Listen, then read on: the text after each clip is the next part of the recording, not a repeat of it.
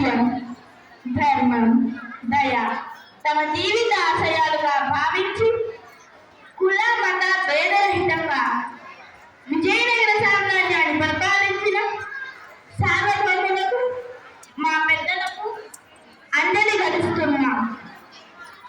సామంత రాజులకు, విజయనగర పౌరులకు, మా ఆస్థానం హస్తదిగ్గజములుగా ప్రఖ్యాతి వహించిన కవి పుంగవులకు ఈనాటి ఈ సభకు ఆహ్వానం పలుకుతున్నాం.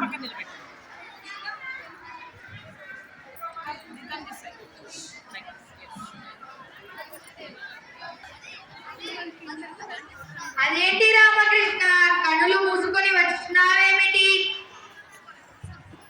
ఓహో, పెదనా పార్టీల వారా, మనం రోజు తినే భోజనాన్ని కళ్ళు మూసుకుని తినగలం. మనం రోజు చూసే మనుషులను కళ్ళు మూసుకుని గుర్తించగలం. అలాగే మనం రోజు వచ్చే సభాస్థలికి కళ్ళు మూసుకుని రాలేమో చూద్దామని ఇలా ప్రయత్నించాను. భలే రామకృష్ణ, అందుకే నిన్ను వికట కవి అన్నారు.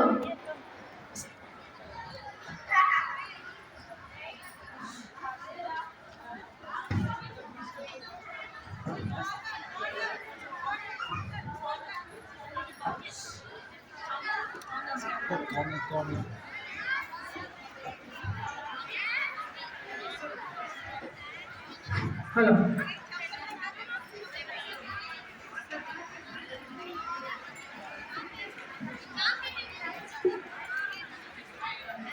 రామకృష్ణ, అందుకే నిన్ను వికట కవి అన్నారు.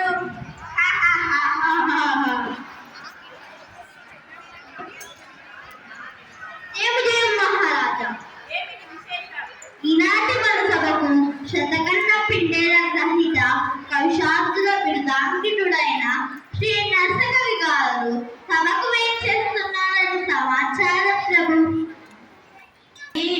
ఈ రోజుతో నిత్యశోభతమైన విజయనగర సాహితీ వైభవాన్ని జరపడానికి కావు.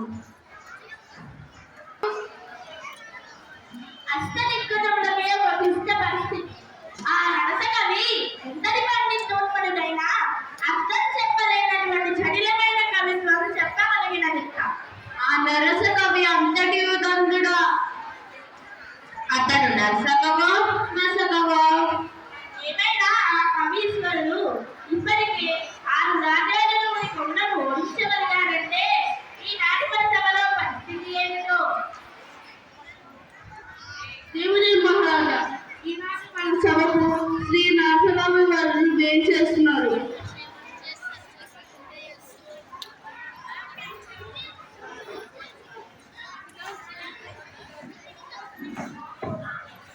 విజయనగర సామ్రాజ్య ఆస్థానానికి విచ్చేసిన కవివర్య స్వాగతం. రండి రండి, ఆశీర్వాదం రండి. మహారాజా, అన్నేరేనా అనే పురాణ గురించి నేను ఒక పెద్ద కావ్యం రాశాను. అయితే ఆ కావ్యం యొక్క అర్థాన్ని అర్థం చేసుకోగల కవి కానీ పండితుడు కానీ నాకు ఇంతవరకు కనిపించలేదు.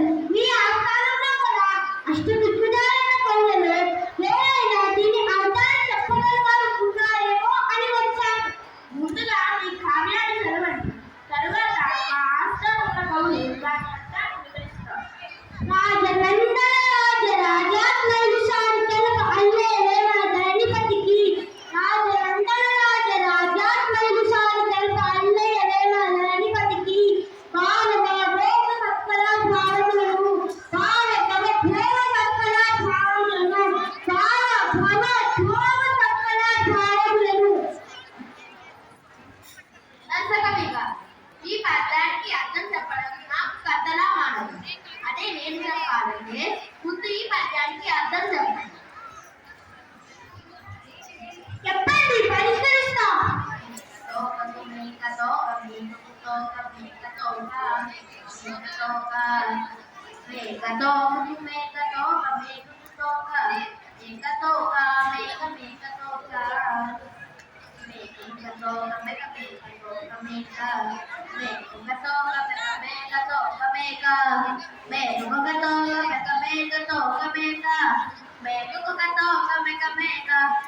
అర్థమైందా?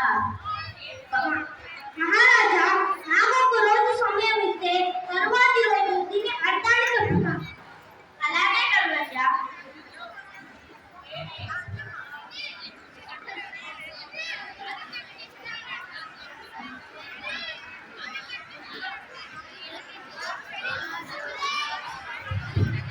సరిగారు ఇక్కడ ఆస్థానం రాలేదు.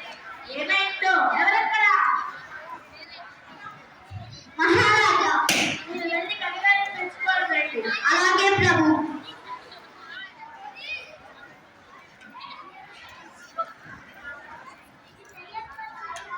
ప్రభు ప్రభు, కవి గారు అతడి గృహం కాల్చేసి వెళ్ళిపోయారు ప్రభు.